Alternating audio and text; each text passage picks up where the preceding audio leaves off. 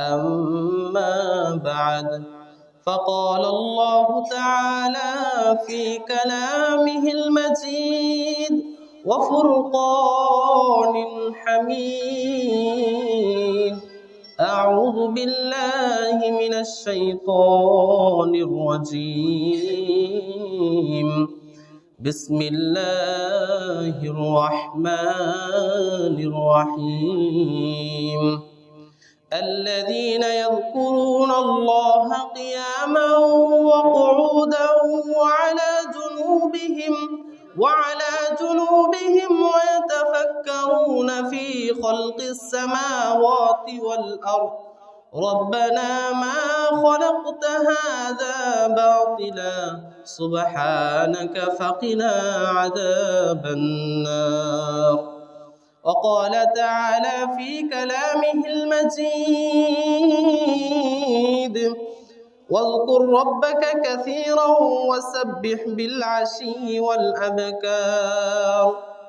وقال تعالى في كلامه المجيد: إنما المؤمنون الذين إذا ذكر الله وجلت قلوبهم وإذا تليت عليهم آياته زادتهم إيمانا وعلى ربهم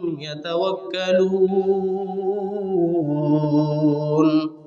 وقال تعالى: يا أيتها النفس المطمئنة ارجعي إلى ربك راضية مرضية فادخلي في عبادي وادخلي جنتي.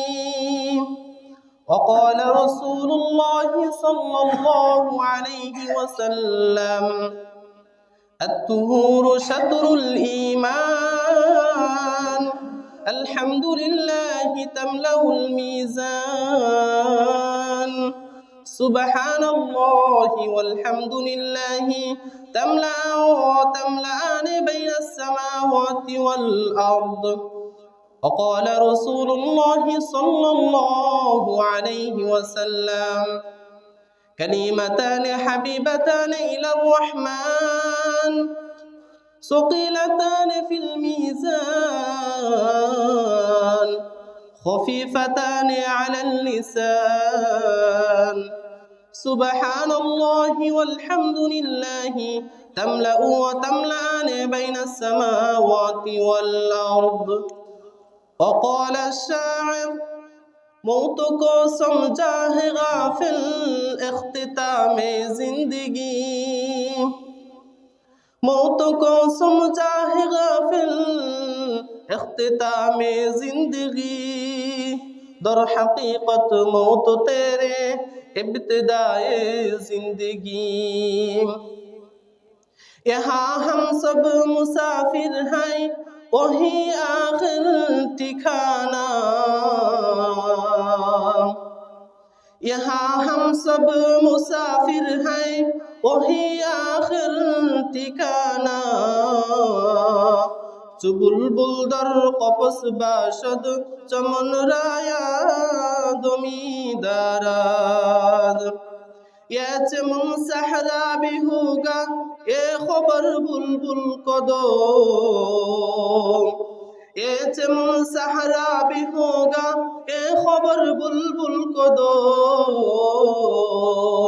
ताकि अपने जिंदगी को सोच कर कुर्बा करे, ताकि अपने जिंदगी को सोच कर कुर्बा करे।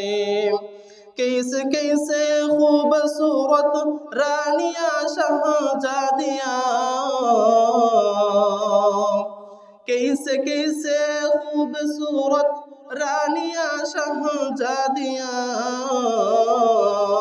तन बतन सब गुल किया है शक्ल सूरत क्या हुई, तन बतन सब गुल किया है शक्ल सूरत क्या हुई।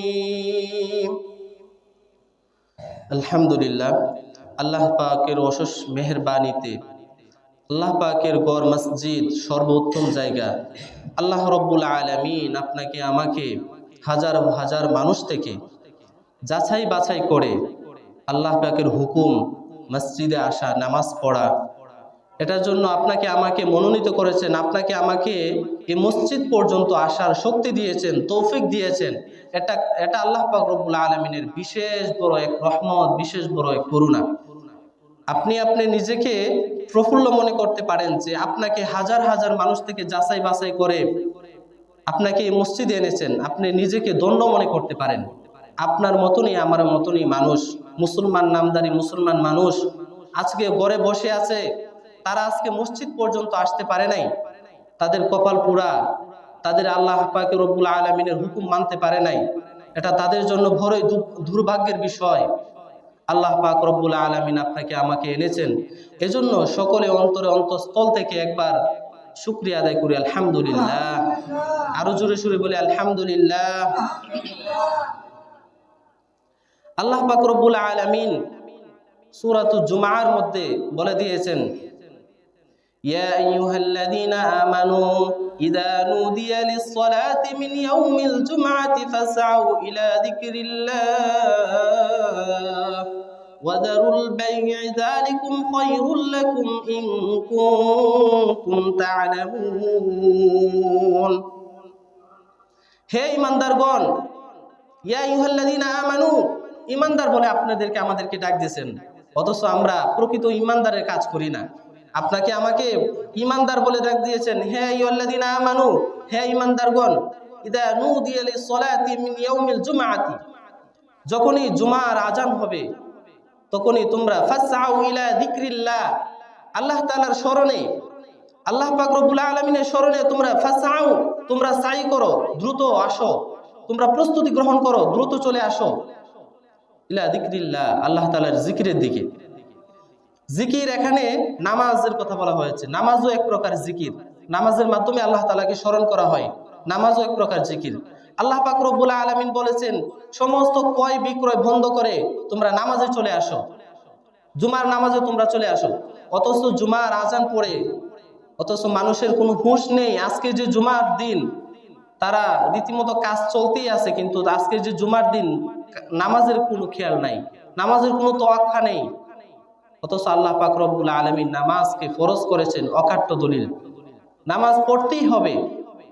আল্লাহ পাক রব্বুল আলামিন আপনাকে আমাকে কত সুন্দর সুব্যবস্থা জীবন যাপন করার জন্য দিয়েছেন, কিন্তু আল্লাহ পাক রব্বুল আলামিনের হুকুম আমরা মানি না। এটা বড়ই দুর্ভাগ্যের বিষয়।